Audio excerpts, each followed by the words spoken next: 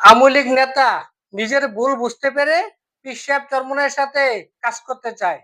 চলুন ওনার মুখ থেকেই পুরো ভিডিওটি শুনে আসি। আমি সেই আওয়ামী লীগ থেকে যুবলীগ থেকে পদত্যাগ করলাম এবং সেই রাজনীতিটা আর করব না। আমি নিজে নিজে রাতে ঘুমাবার সময় চিন্তা করেছি যে না, এখন সময় এসেছে একটি ইসলামিক দলের শাসন কায়েম করার, ইসলামের জন্য কাজ করার। শেষ বয়সটা কখন মরে যায় জানি না। মৃত্যুর আগ সময় আল্লাহ পাক বলেছেন, মৃত্যুর আগ সময়েও যদি কেউ ইসলামের জন্য একটু কাজ করে মরতে পারে সে নাকি দেশবাসী হয়। তো আমি সেই নিয়ত করেই চিন্তা করলাম শেষ সময়টা মৃত্যুর আগ পর্যন্ত এই একটা ইসলামিক দলের সাথে কাজ করব।